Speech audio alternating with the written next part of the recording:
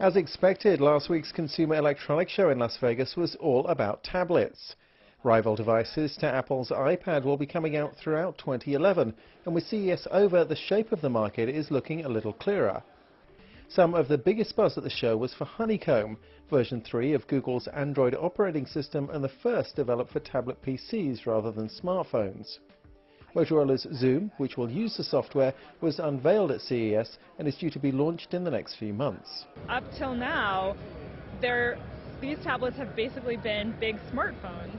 And for the first time this spring, we'll start to see tablets like the Motorola Zoom that run on a version of Android that is really much better suited for that screen size. At least two other vendors, Toshiba and Asus, also demoed Honeycomb tablets, and more are on the way, but it won't be the only technology taking on the iPad.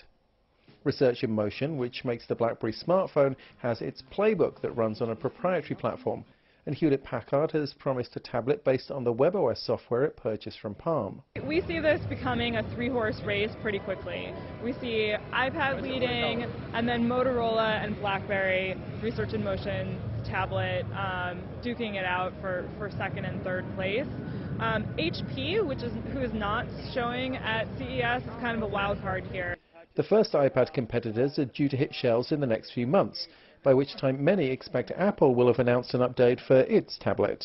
By the end of March, we will see probably the iPad 2, as well as then we'll have the release of the Motorola tablet based on Honeycomb, the Zoom.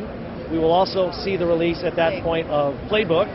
So at that point in time, I think it is a good time to buy, because there'll be a lot of choices from a lot of different vendors.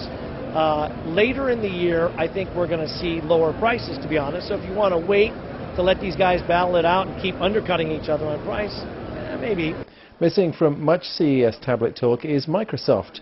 Bill Gates brought tablets to Las Vegas during his 2001 Comdex keynote and pushed them for several years, but had little success. When Apple announced the iPad, Microsoft was caught napping without a tablet-optimized OS.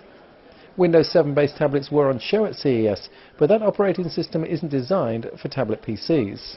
Windows offers a very rich computing experience, but on a touch-first tablet, consumers are expecting something different. So it might not meet consumers' expectations at this early point. For greater success, Microsoft might have to wait until the next version of Windows. At CES, it said it would produce a version for ARM chips, the processors around which many tablets are based. Microsoft announcing they're going to be porting Windows to ARM architectures, that's a big deal. However,